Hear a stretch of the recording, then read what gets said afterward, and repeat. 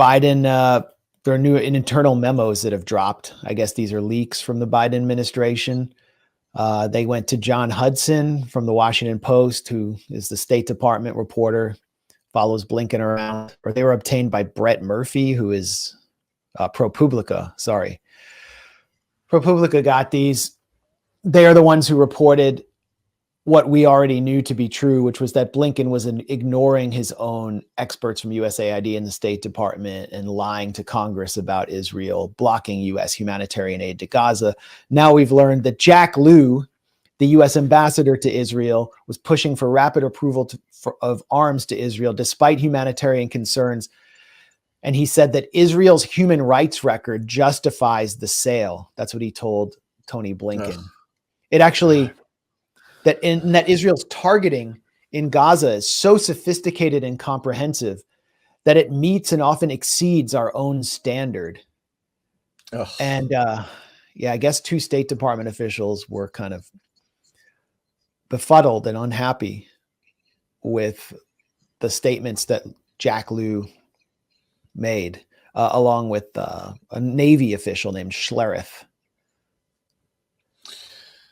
Which, by the way, I just don't believe. I mean, sir, yes, I mean, the U.S. Destroyed major cities like Raqqa and Mosul in its operations, but I just don't believe that Israeli targeting exceeds the. I don't think any country is as diabolical as Israel. I just don't think it compares.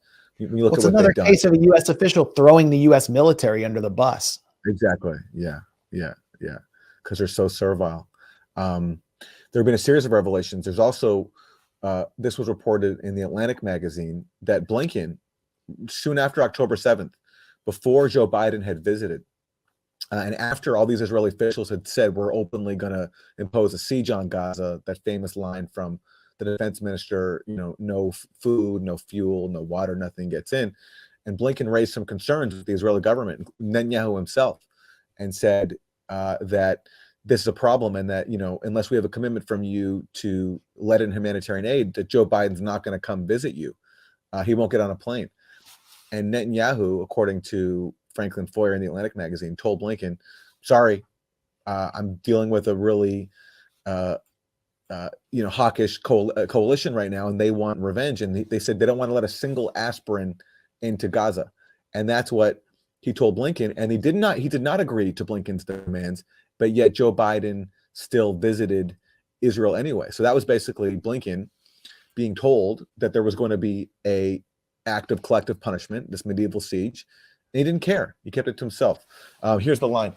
At 6 p.m., Blinken met Netanyahu at the Kiryat, which is that's the Israeli defense headquarters in northern Tel Aviv.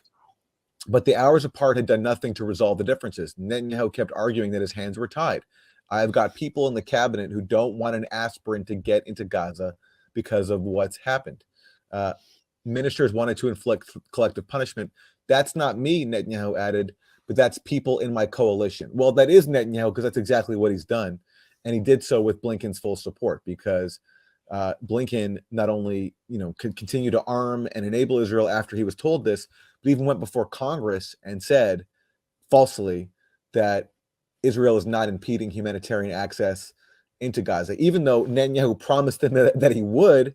And also Blinken's own experts in 2 different agencies told him that's what Israel was doing. So Blinken's complicity in this genocide, the evidence for it continues to grow. And here, in this case, it comes from one of his biggest stenographers. So when he's talking about, Netanyahu's talking about ministers in my cabinet who don't want a single aspirin to get into Gaza, who is he talking about? He's talking about the fascist, Kahanist ministers from the Otzma Yehudit, or Jewish Power Party, Itamar Ben-Gvir and Bezalel Smotrich.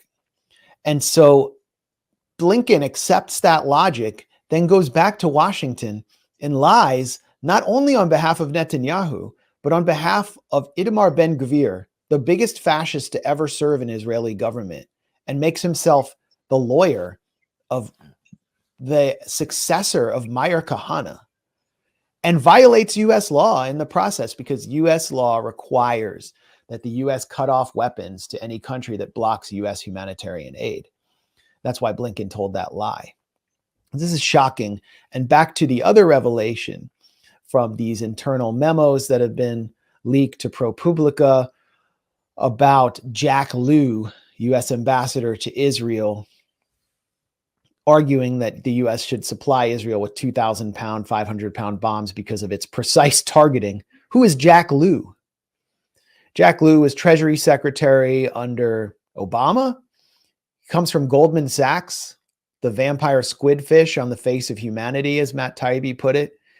And he is a massive Israel supporter, a massive Zionist who basically got this position as a big reward for his quote unquote service in the Obama administration. He's someone who loves to appear at AIPAC. He is an Orthodox Jew. And there's nothing wrong with being an Orthodox Jew if you are non-Zionist, as many Orthodox Jews are. But this is someone who is an ultra-Zionist.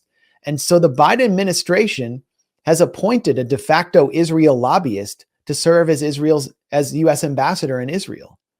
It just shows how little diplomacy actually exists and how diplomacy is just a cover for militarism and genocide. I mean, they're not even trying with that one.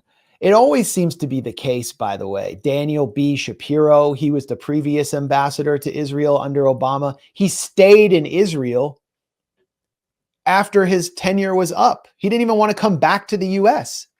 His children basically were being raised as Israelis. And he went to work for the Institute for National Security Studies, which is the think tank that is advising spreading epidemics in the Gaza Strip through one of its key directors, Gadi Eisenkot. So that's the Obama ambassador to Israel. And then we had David Friedman under Trump, who is a member of the Friends of Bet El settlement in the occupied West Bank. So it's some kind of like job requirement that the U.S. ambassador to Israel be a Jewish Zionist Israel lobbyist in order to guide U.S. policy there. I guess Tom Nides came before Lew, and he was maybe like a little bit less extreme than the other ones, but that's what it is. I mean, they're not going to bring some like Chicano guy, like, they're not going to have like Antonio Villaraigosa be the ambassador. They're not going to have a black woman who was a Democratic member of Congress be in that position. So they've never, ever, it's becoming so clear, the Biden administration never, ever wanted a ceasefire.